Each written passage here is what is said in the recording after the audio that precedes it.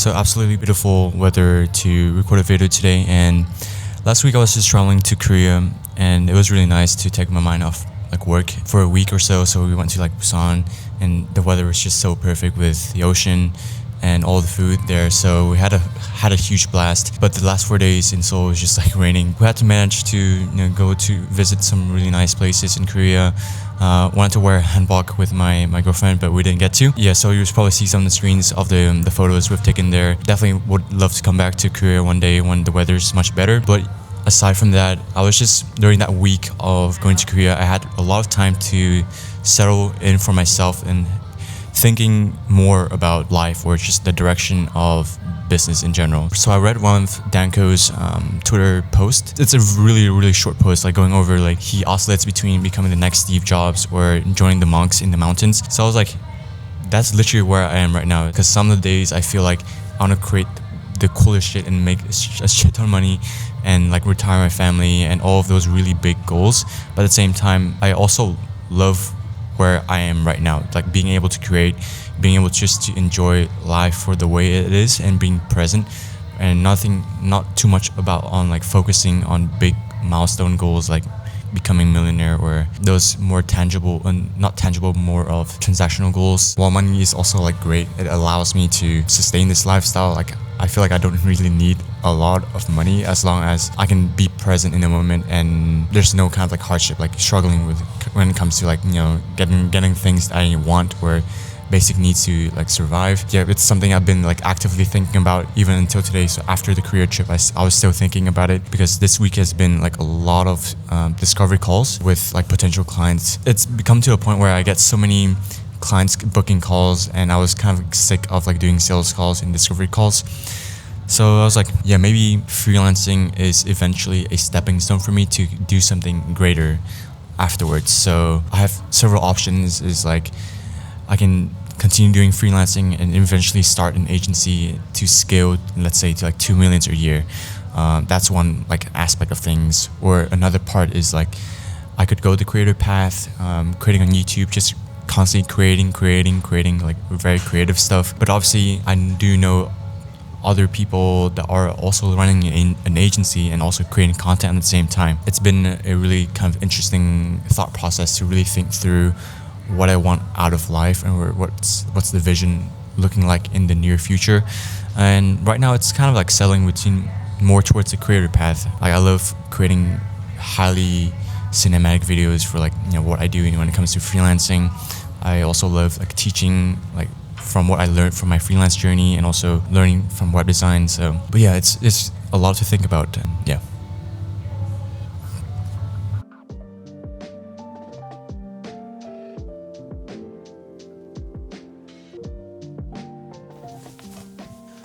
All right, so I got the new posters up. How do they look? Let me know. In my previous vlogs, I felt like the space in my background was a bit too empty. And I recently got back from my career trip and I got a new poster, the cat poster. So I thought it would be a really nice opportunity to kind of reposition my posters into this backdrop right here. So to build some kind of personality and some visual interest. And yeah, I think it looks good. But anyways, back to kind of the update. Recently, I think in my first vlog that I've showed you guys the Super Solid project. We've actually finished that, we launched that, and I cannot be happier with the final result of the project itself. And I'm just gonna show you guys real quick. So I'm gonna do a quick swap. This project is finally done. The client's really happy with the kind of the project, how it turned out. And I think the last time I showed you guys in the first vlog, we had a very like clapped hero section, or like a very incomplete hero section where I had like a very like basic placeholder. But now look at this. Oh yeah. I'm just so happy with this, how this came out, because initially they were thinking of something very similar to the A24 Cinema Studio logo animation. For myself, I didn't have any kind of WebGL experience or 3JS experience at all. I mean, I did have some kind of 3JS experience, but when it comes to shaders or WebGL, and for those that you don't know, WebGL and shaders it's just basically a completely different language to code very complex and mathematical visual effects like this. So to be honest, I didn't have any kind of experience developing this effect. I just had to rely on kind of the documentation that exists on the internet, a lot of AI, a lot of Claude. I'm pretty sure I had like at least 10 projects chats with Claude to kind of come up with this effect. And obviously I do notice that there are some drawbacks when it comes to like vibe coding this kind of effect. I mean, even though I had some kind of prior knowledge with 3JS, but making something like this at the end was very difficult, especially not having a lot of shaders knowledge, but it turned out well. I loved it. And throughout the website, there's a lot of other things with these page transitions. That's one of the things I really love. Basically how I did it is just basically you have a block in the middle that is 100 view height, and then you have the elements that you see, the colored elements on the top and the bottom. I'm just basically scaling the Y values up and then scaling it down. So that's just basically how it works. It looks complicated, but technical sides it wasn't. But yeah, I'm just really proud of what we've done in general with the case studies here with the parallax. It looks really awesome. And then you can scroll to the next project. And this is probably one of my biggest project up to date. This project was around like 5-figure mark. I charged them around 5 figures for this specific project. And before, they were just struggling a lot with not having a proper website to show the works. So basically they were showing a lot of the works directly to clients via slides, and it's probably not the best way to kind of present the work in a very high quality and very premium manner. So before, they had a very kind of basic Google Slides to kind of show their case studies, but now they have like full-fledged website that is very on brand with what they're looking for. So yeah, I'm just overall really excited the kind of results that they will get out of this new website that they have here. I can't be more proud of the work that we've done over the past few months, just kind of refining the user experience and also finalizing kind of the visual images and the CMSs. Yeah, this is probably one of my favorite projects so far. And yeah, you guys can check it out at supersolid.agency. But I'm definitely going to make a case study video on how I designed or strategize and develop this website from start to finish. So stay tuned for that. Ooh, okay, so I've been thinking a lot about my previous vlogs that I've made. So the past 2 vlogs I've made, and since I've just started this vlogging or this day in the life kind of type of videos into my kind of content repertoire, I feel like there's so many things I could improve. And after just spending some time in the past 2 videos, I feel like there's some parts of the videos are missing because I feel like, or I noticed that those past 2 videos is just mostly me sitting down talking about freelancing, web design, web development, a lot of yapping in a sense. I mean, obviously I want to keep it yapping because I feel like I have a lot of things in my mind, but I guess aside from like freelancing and web design and sharing my journey, I would love to share more about kind of my life. Let's say recently I've invested in this Osmo Pocket 3 specifically for vlogging. A few of my vlogs, so the last vlog I've recorded with this little very small and pocketable device to film, and it's been amazing. Traveling with it has been also really cool because it's so discreet, it's so small, you can even put it in your pockets. And I've just been finding this really sweet for if I'm feeling in the moment and I need to say something, I can just prop this open on the desk or on the table somewhere, just hit record and talk. And it's been really great also for traveling too. You can just document moments, like you don't have to carry a fat camera around in public. So this device has been really nice in general. And I definitely see myself just using it to record these kind of vlog style videos. And another thing, just give me a second. All right, so another thing that I have here are the type specimen books that I've got recently. I guess it's also part of kind of like web design or web development. For context, I bought this book when I was in Australia. It's just been awesome to use this for real projects, because for some of the projects, for web design projects, sometimes clients would want a full identity refresh as well, and they would need a new typeface. And this has been just such a nice to look through, not just only for client projects, but just to feast your eyes on or just browse for some inspiration. And this is the kind of the sans serif version that I've got, and my partner recently got me the serif version as well, and also the display version. Here we go, display version. So it's just been really nice just to look through these type specimen for kind of inspiration. Once again, it's like not only for like selecting typefaces, but also understand how certain type foundries use and showcase their typography. And for example, there's like one of the pages here of the serif book type specimen, and the way they use their typefaces is just really interesting.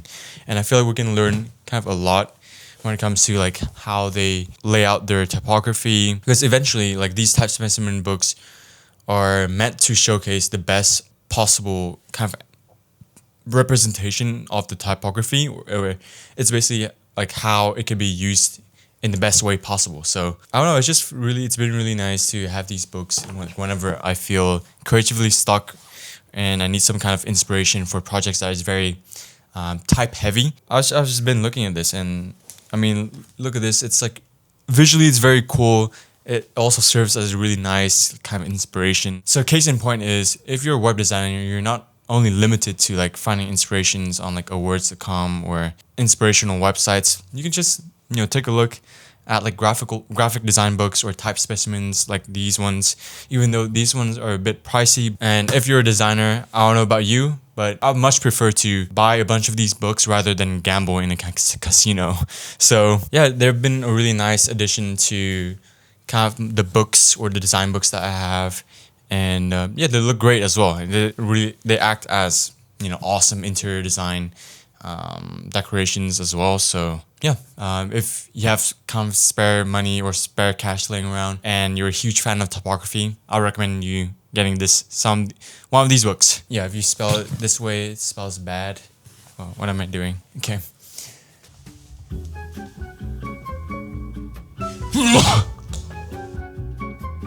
And here's one of the things I've been kind of doing as I go throughout the Super Solid project.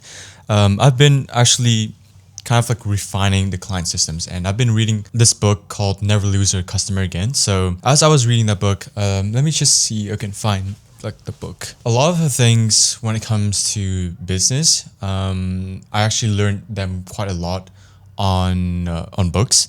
And one of the books that I'm reading right now is called Never Lose a Customer Again. And it's just basically a book on how to not lose a customer again. So like what you can do to maximize client retention. That's one of the things I'm reading right now. I'm like currently at page 150. And it's been a huge kind of mindset shift in a way how I start to run my business now. Usually what you see online, a lot of people is like, yeah, I landed 20K projects, I landed 10K projects, and I landed 5K projects.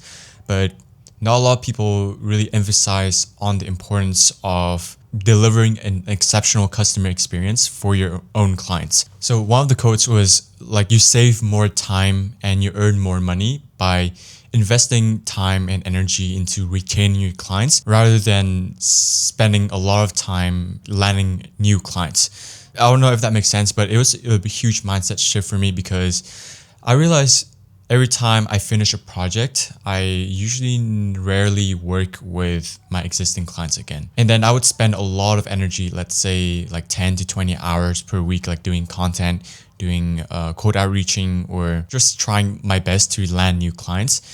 And I realized, yeah, it is kind of true. Like I'm spending so much time finding new clients where I can just reinvest back the energy where the existing clients are already working with me, and I just need to offer them like a monthly retainer. And let's say if I have 3 or 4 clients, I can offer like a 3K per month retainer, and that would be like almost more than 10K a month. That was a huge mindset shift for me. So that I started to spend a lot of time during this Super Solid project is how to deliver an exceptional customer experience before they even purchases your services, and then during the stage when they paid the money. So like, how do you reassure them that you are the right fit and that they chose the right person? So there's just a lot of different things that you can do throughout the client experience. So for instance, one of the things I do, and I get a lot of good feedback about it from my clients, is like doing kickoff calls every time, and also having weekly calls with the clients. So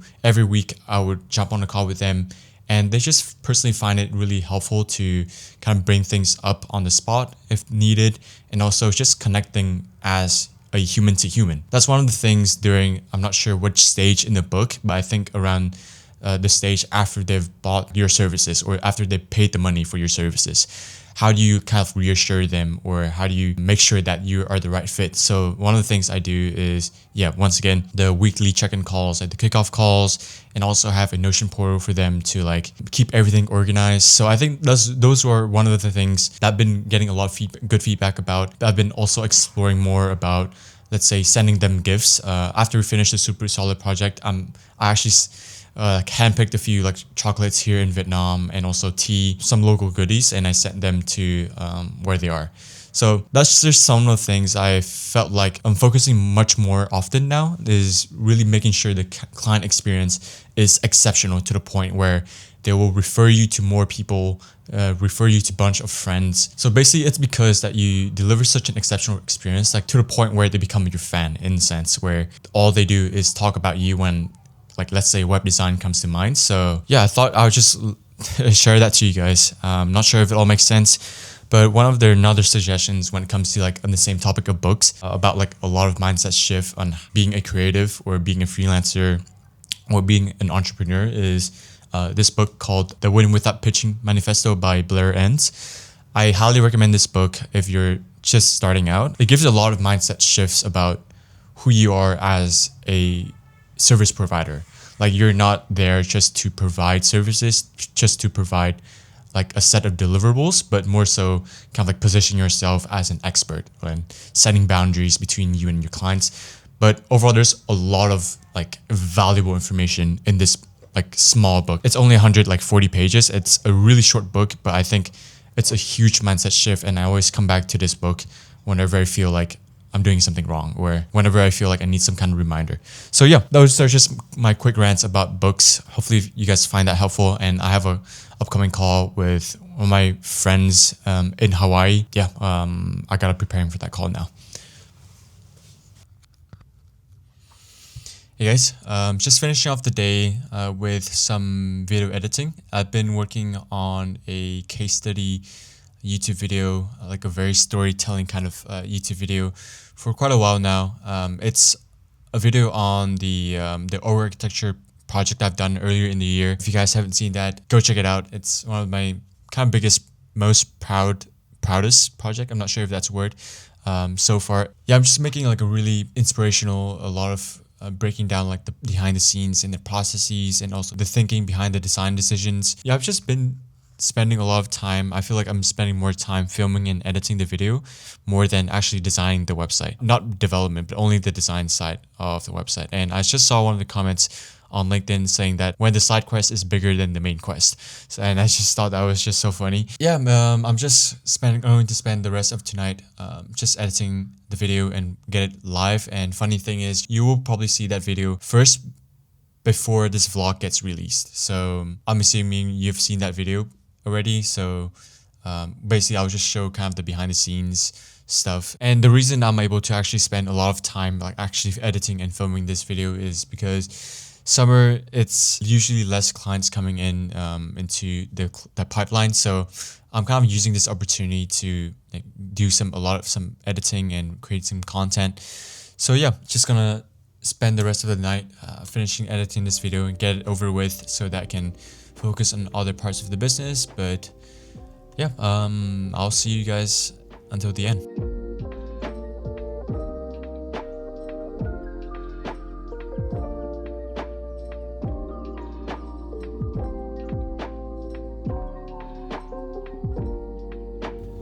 Right, so close to finishing this case study video, guys. At this time, I'm usually sleeping right now, but I just want to get this video done like as soon as possible. So bear with me, I'm kind of losing my mind or not thinking straight, but we're so close to finishing the video. I'll show you guys kind of the setup we have here. I've been working on this video for quite a while now. It's like a whole 60 minutes video of like just a case study, just going over the process from start to finish for an award-winning website I've done for my client. Honestly, I'm just super excited to like release this video or publish this video, even if it's not like getting like 100k views or 200k views. I'm like honestly happy if just like 1,000 or 2,000 people like watch this video and they find it extremely helpful and realize that yeah, websites are just probably beyond like winning awards, but there's so much more thought process behind it of designing and developing a website that actually tries to get a client results rather than just winning awards. So yeah, I've just been like fleshing out the video. Like honestly, I want to add a bit more sound design, but I'm pretty much happy of like on like where it is right now, and I honestly can just happy enough to like publish it live on YouTube. So yeah, it's been 2 months since the last time I uploaded on YouTube. Yeah, so this is gonna be the next one, and then you also have a vlog coming up as well. So yeah, I think that's pretty much it for today's vlog, or this entire vlog video in general. I'm gonna head to sleep, and hope you guys enjoyed this one. And once again, let's do the usual thing. Comment freelance if you made it until the end of the video. But other than that, thanks so much for sticking around. As always, I really appreciate it. It really keeps me going, like seeing you guys sticking around until the end, and also leaving comments, and just finding that these kind of videos really help you in some kind of way. Thanks so much, guys. As always, catch you in the next one.